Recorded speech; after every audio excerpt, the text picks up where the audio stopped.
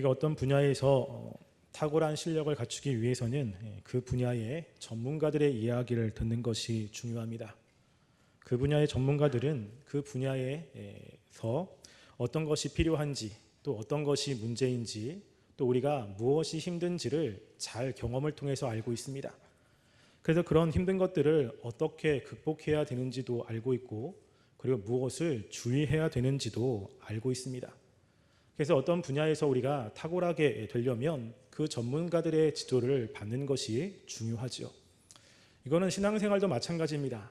우리의 믿음의 선배들이 많이 있고, 그 믿음의 선배들 가운데는 하나님께 사랑을 받은 사람도 많이 있습니다. 그런 사랑을 받은 사람들은 하나님과의 관계 속에서 무엇이 문제가 되고, 또 우리가 어떤 것을 중요하게 여겨야 되는지를 잘 알고 있습니다. 그래서 그런 것들을 후손들이 잘 알고 하나님과의 관계를 잘 유지하기를 원하는 마음으로 글을 쓰기도 하고 그런 이야기를 해주기도 합니다. 오늘 우리가 읽는 이 잠언 4장 23절도 마찬가지입니다. 우리가 잠언은 솔로몬이 쓴 것으로 알고 있습니다. 솔로몬은 이 세상에서 가장 탁월한 지혜를 가지고 있는 사람이고, 그리고 하나님의 놀라운 축복을 받은 사람입니다.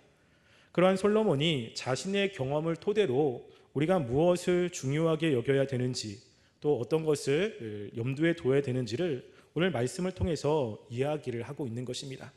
그렇기 때문에 우리가 신앙생활을 하면서 또 우리가 살아가면서 솔로몬이 우리에게 전한 그런 말씀들을 귀담아 듣고 마음에 새기는 것은 너무너무나 중요할 것입니다.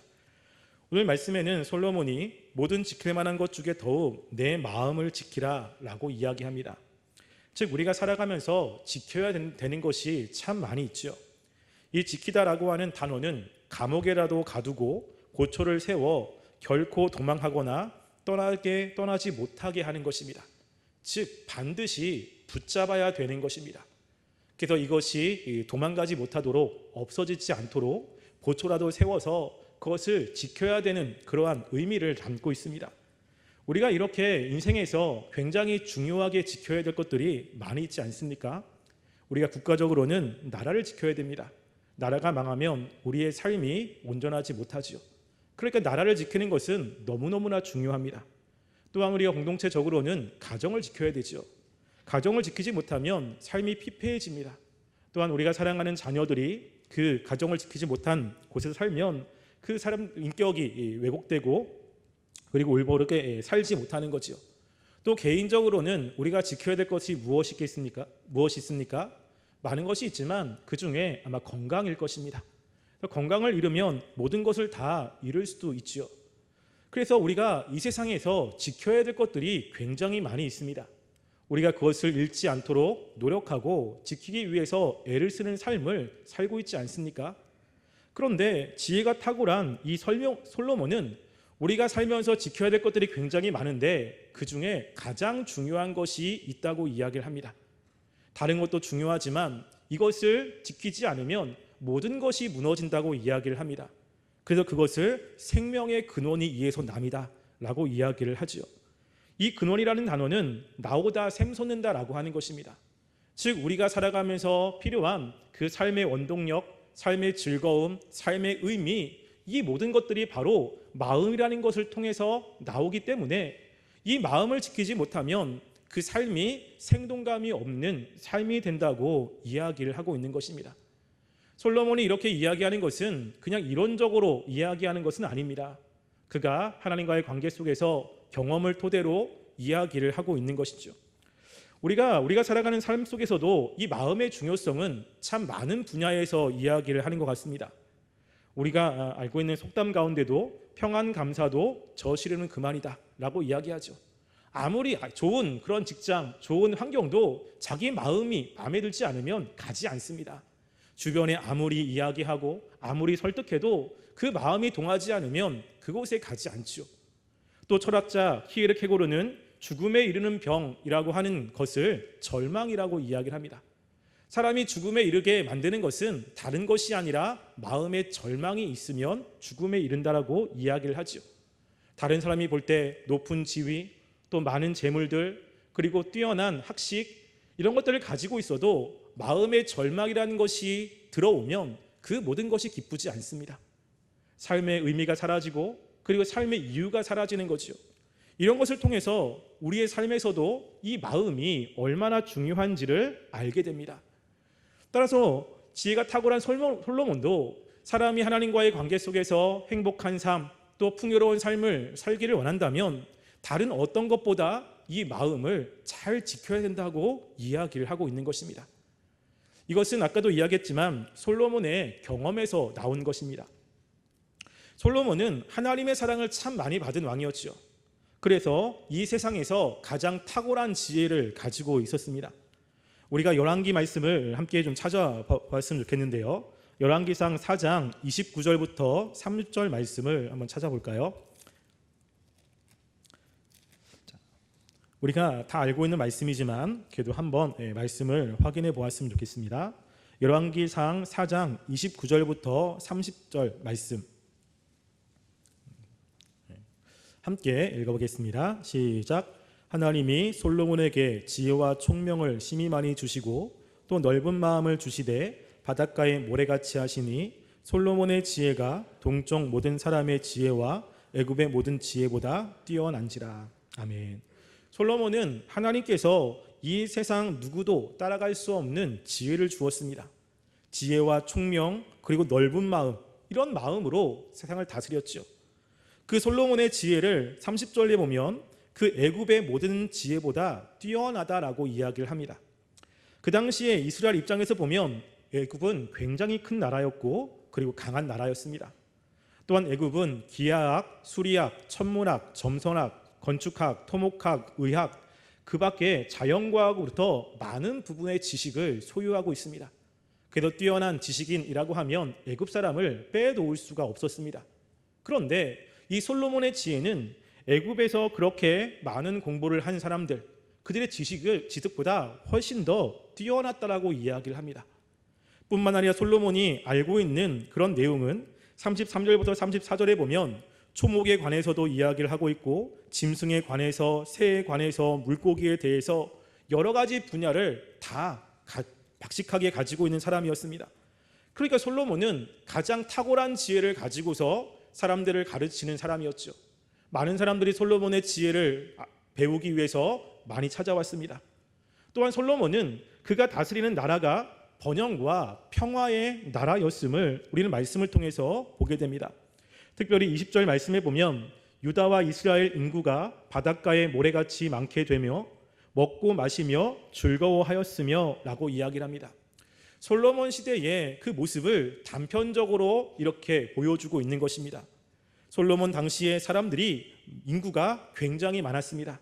이것은 하나님이 아브라함에게 주셨던 축복이 이루어졌음을 이야기를 하죠. 인구가 많았는데 그 많은 인구가 먹고 마시며 즐거워하는데 전혀 부족함이 없었습니다. 그러니까 솔로몬이 다스리는 이 나라는 사람도 많고 그리고 사람들의 삶의 질이 굉장히 높았고 먹는 것 때문에 고민하지 않은 그러한 시대였습니다. 세상으로 보면 태평성대와 같은 그런 나라였지요. 그래서 이것을 공동 번역은 이렇게 번역을 했습니다.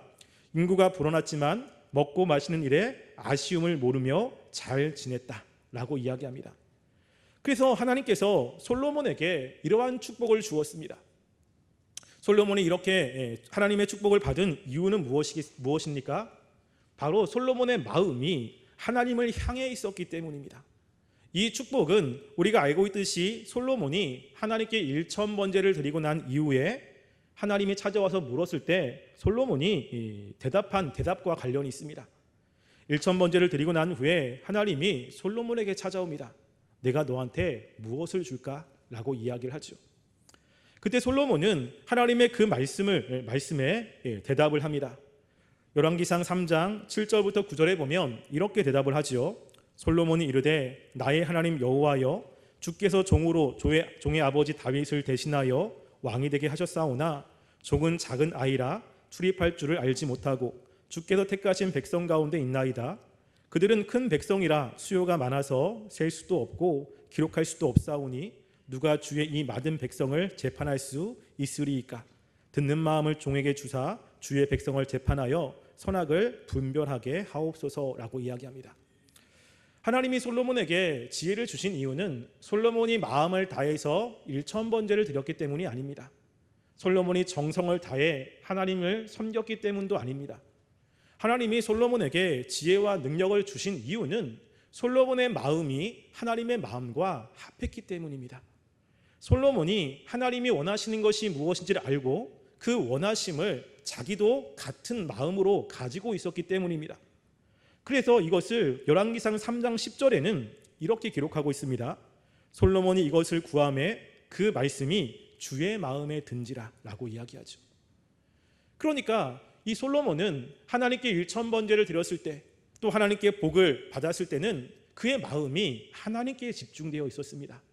하나님이 원하시는 것들을 자기가 원했고 하나님이 기뻐하시는 것들을 행하기를 원하는 마음을 가지고 있었으니 하나님이 그 솔로몬의 삶에 축복을 해 주시고 있는 것입니다. 솔로몬은 이 하나님의 축복을 누리며 살아갔습니다. 그런데 이제 문제가 생기기 시작한 것입니다. 그 문제가 무엇인지는 성경에서 명확하게 이야기를 합니다.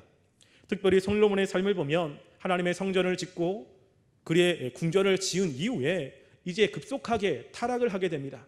솔로몬 때문에 이스라엘 나라는 분열이 되고, 그리고 같은 민족이 같은 민족을 죽이는 이 분단이 일어날 수밖에 없는 상황이 되는 것이죠.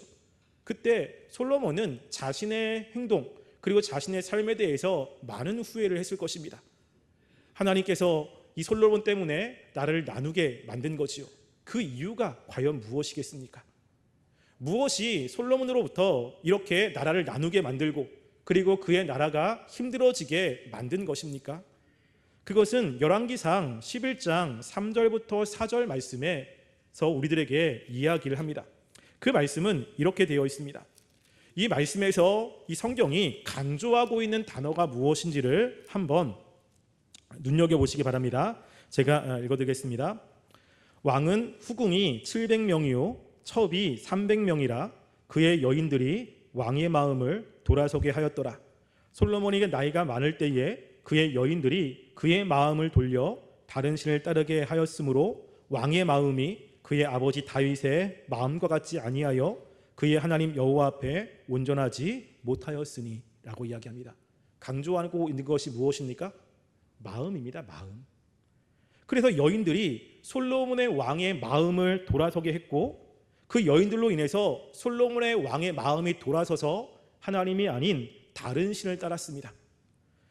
이 솔로몬 왕의 마음이 그의 아버지 다윗의 마음 같지 않았습니다.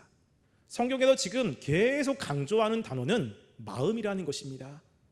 솔로몬이 이렇게 태평성대에서 하나님의 징계를 받는 모습으로 전락하는 데는 다른 것이 필요한 것이 아니었고 바로 이 마음의 변화 때문에 그런 것이었습니다. 이렇게 하나님께 향한 마음이 달라진 솔로몬에게 하나님은 기회를 주십니다. 그리고 2번이나 솔로몬에게 말씀을 하십니다.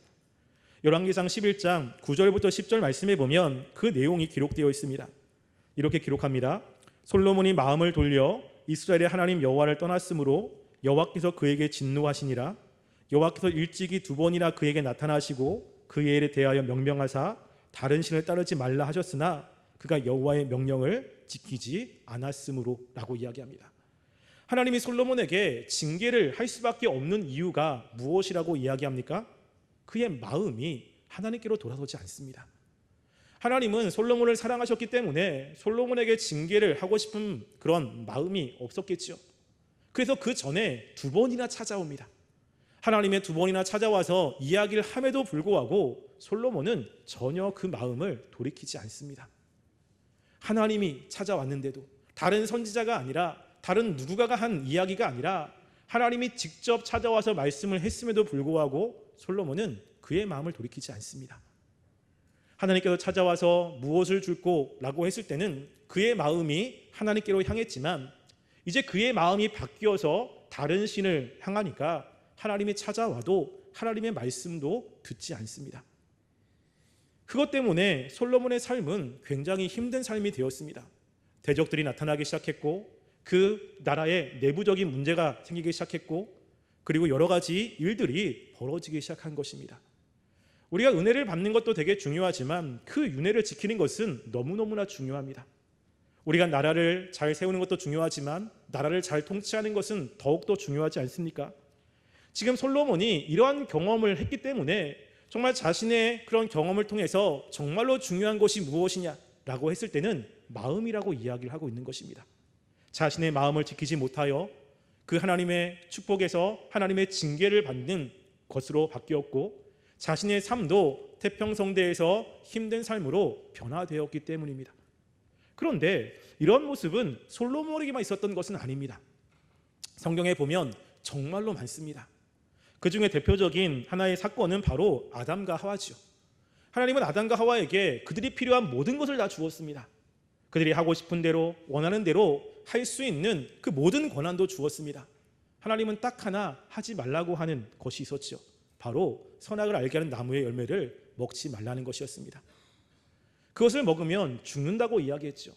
그 말을 들은 아담과 하와의 마음이 어땠는지를 한번 생각해 보시기 바랍니다.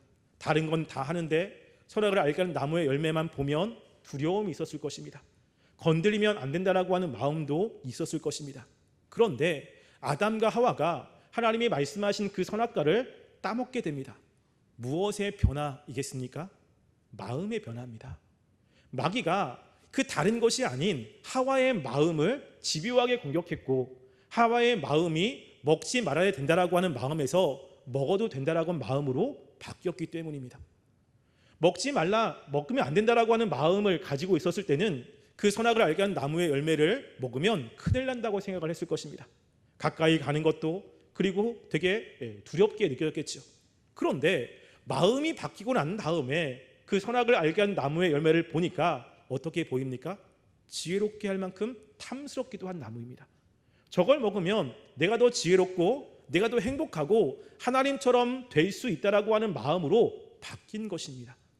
그걸 먹은 이후에 그들의 삶은 굉장히 피폐하게 됐죠.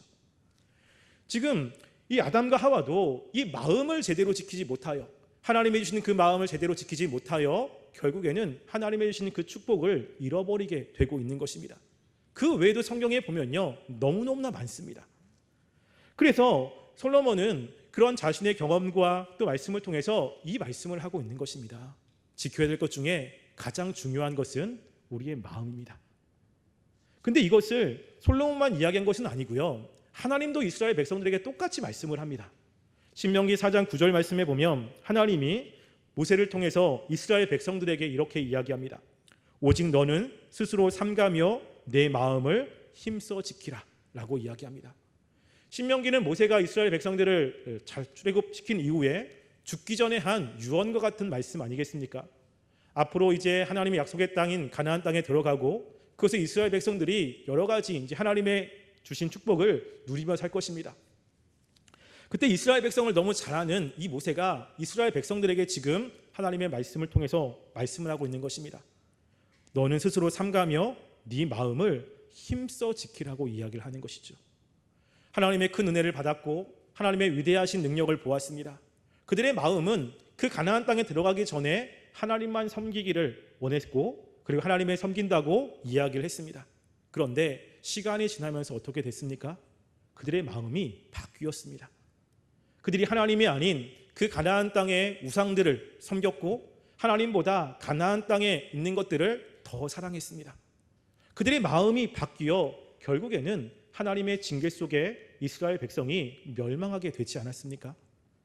그 모든 것은 다른 것이 아닙니다. 환경이 저렇고 누군가가 그렇고 이게 문제가 아니라 내 마음이 하나님을 향한 마음에서 바뀌었기 때문입니다.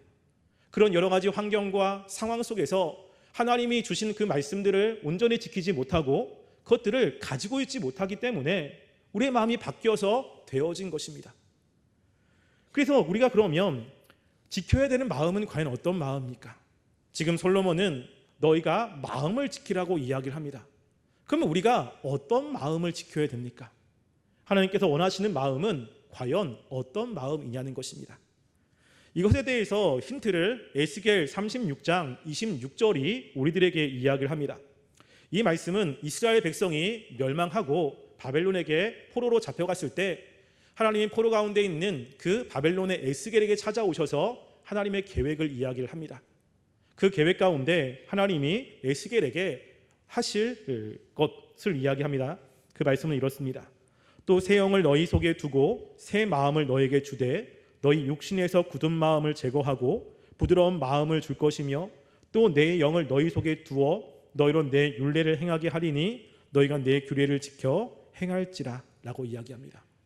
하나님이 이제 새 영을 부어주시겠다고 이야기하죠. 이 새 영은 우리가 알고 있듯이 성령님입니다.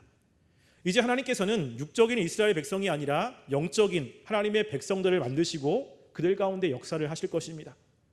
지금 이스라엘 백성들의 마음이 하나님께로 향하지 않았습니다. 그리고 하나님의 말씀에 불순종했죠.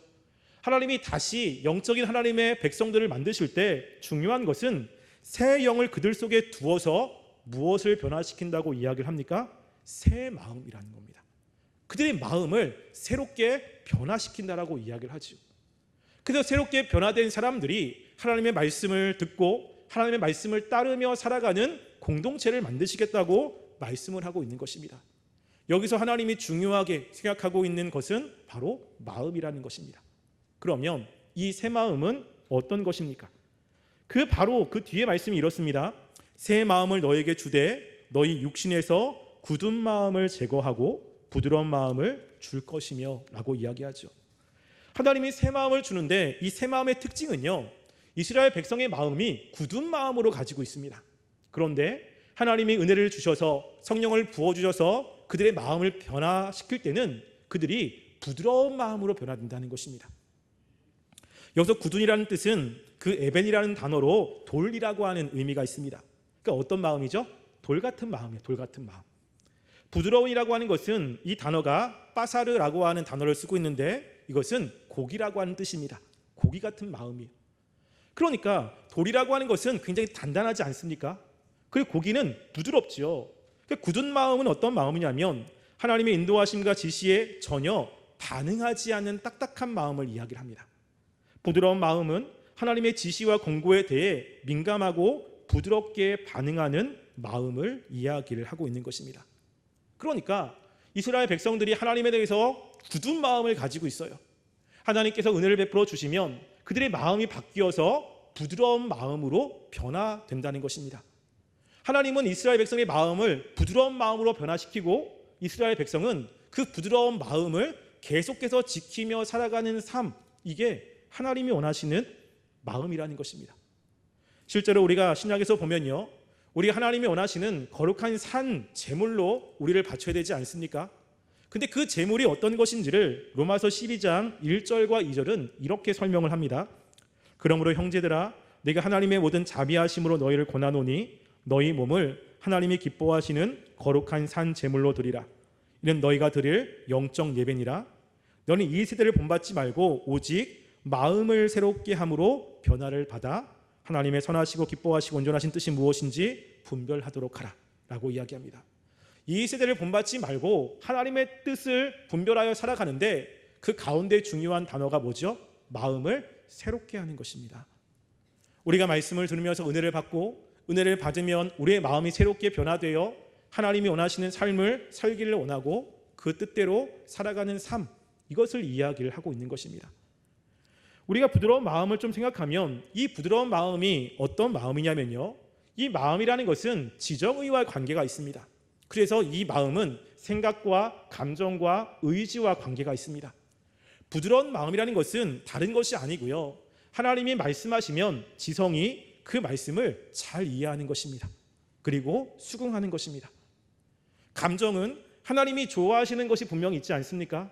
하나님이 좋아하는 것을 좋아하고 하나님이 싫어하는 것을 미워하는 것입니다. 의지는 하나님이 원하는 것을 하려고 애를 쓰고 하나님이 싫어하는 것을 거부하는 것입니다. 이게 부드러운 마음이죠. 반면 굳은 마음은 어떻습니까? 하나님이 말씀하시는데 그 말씀에 동의를 하지 않습니다. 그 말씀을 이해하지 못합니다. 감정은 하나님이 싫어하는데 너무 그것을 좋아합니다. 그리고 하나님이 하라고 그러면 그것을 싫어합니다. 의지는 하나님이 원하는 것들은 안 하고 싶어 합니다. 하나님이 싫어하는 것은 하고 싶어 하는 것, 이게 굳은 마음이죠. 그래서 우리가 하나님의 은혜를 받으면 하나님께서 우리의 마음을 바꿔주실 때 어떤 그런 모습이 나타납니까? 말씀이 이해가 되고 하나님의 말씀이 즐거워지고 그 말씀대로 살려고 하는 마음의 결단이 생기지 않습니까? 그래서 하나님이 우리의 마음을 변화시켜서 부드러운 마음으로 살게 만드는 것입니다. 청년부나 중고등부 우리 친구들이 수련회를 갔다 오면 은혜를 참 많이 받습니다. 그리고 나서 변화는 무엇이냐면요, 말씀을 듣는 자세가 달라집니다. 졸거나 그러지 않고 말씀을 잘 듣고, 그리고 찬양도 정말로 열심히 합니다. 그리고 그동안 하지 않았던 성경을 읽기 시작합니다. 그들이 마음이 변화되니까 삶이 변화가 되기 시작하는 거죠. 근데 문제는 무엇이냐면 오래가지 않는다는 거죠. 우리가 은혜를 받는데 그 은혜를 계속 지속하기가 참 쉽지 않습니다. 왜냐하면 하나님이 주신 그 마음을 지키지 못하기 때문에 그렇다는 것입니다. 지금 솔로몬도 우리가 하나님이 주신 그 마음을 지키며 살아가는 것이 생명의 근원입니다. 은혜 받는 것 굉장히 중요합니다. 우리가 은혜를 받고 마음이 변화돼야 하나님이 원하시는 것이 무엇인지 알고 하나님이 원하시는 그 뜻대로 살려고 노력하지 않습니까? 그런데 우리 주변에 여러 가지 상황들이 그 마음을 그냥 두지 않습니다. 계속 공격하고 그 마음을 바꾸게 만들고 그 마음을 실족하게 만듭니다. 우리가 하나님의 뜻대로 잘 살아가고 주님이 원하시는 삶을 살려고 한다면 은혜 받는 것과 함께 그 은혜 받은 마음을 지키는 것이 필요합니다.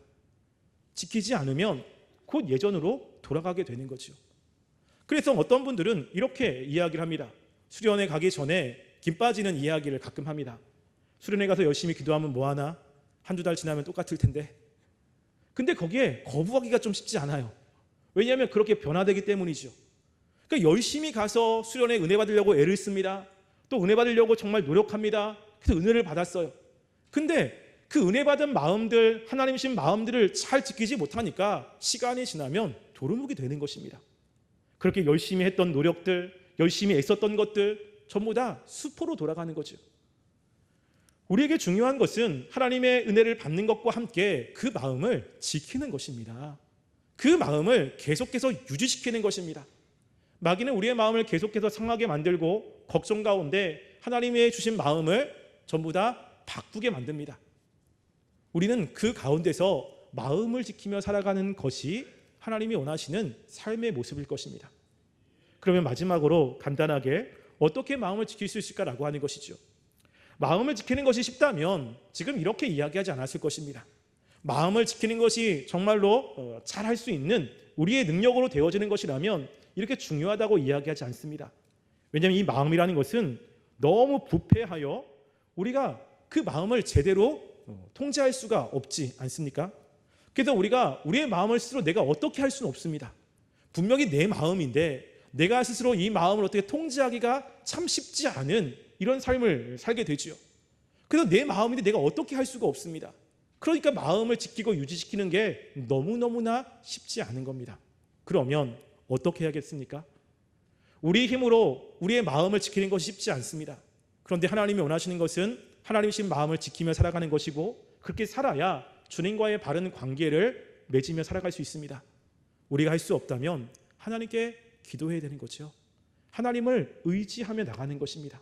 그래서 이 사도 바울이 이것을 잘 알아서 빌립보서 4장 6절과 7절 말씀에 이렇게 말씀을 합니다. 아무것도 염려하지 말고 다만 모든 일에 기도와 간구로 너희 구할 것을 감사함으로 하나님께 아뢰라. 그리하면 모든 지각에 뛰어난 하나님의 평강이 그리스도 예수 안에서 너희 마음과 생각을 지키시리라 라고 이야기합니다. 우리가 하나님께 기도하면 하나님이 우리의 흔들렸던 마음들, 그리고 염려로 인해서 깨어진 마음들, 그리고 죄로 인해서 물들었던 마음들, 이런 마음들을 다시 한번 정화시키고 지켜주신다고 이야기를 하고 있는 것입니다. 하나님께서 우리의 마음을 지키셔서 하나님의 뜻대로 살아갈 수 있게 하신다고 이야기를 하고 있는 것입니다. 그래서 우리가 기도할 때 하나님 이런 것들 해결해 주세요, 저런 것들 이렇게 하나님께서 변화시켜 주세요 라고 하는 것들도 기도해야 되지만 하나님 내 마음을 잘 지킬 수 있도록 해달라고 기도하셔야 됩니다. 하나님 주일날 들었던 말씀들 내 마음에 분명히 생생하게 그 은혜를 가지고 있는데 월요일부터 우리의 마음이 자꾸만 변화되고 그리고 다른 것으로 마음이 깨어지는 그러한 모습이 있는데 하나님 우리의 마음을 끝까지 지킬 수 있도록 은혜를 베풀어 주시옵소서. 하나님께서 도와주셔서 힘들지만 그래도 그 마음을 잘 지켜 하나님이 원하시는 삶을 내가 끝까지 살아낼 수 있도록 나를 붙잡아 달라고 기도하는 것이 중요합니다. 하나님께 기도하면 하나님이 우리의 마음을 지켜주시겠다고 말씀을 하고 있습니다. 우리가 기도의 제목이 우리의 필요한 것들을 하나님께 기도하는 것도 분명히 있지만 우리의 마음을 위해서 기도했으면 좋겠습니다. 이 세상에 가장 지혜로운 솔로몬이 우리가 지켜야 될 것들이 정말로 많이 있지만 그 생명의 근원과 같은 지켜야 될 것은 바로 마음이라고 이야기를 하고 하나님도 우리의 마음 가운데 역사합니다. 따라서 우리가 기도할 때마다 우리의 마음을 위해서 기도하시고요. 우리가 이 하나님이신 마음들을 잘 유지해서 하나님이 기쁘신 삶을 살아가는 삶이 되기를 간절히 소원합니다.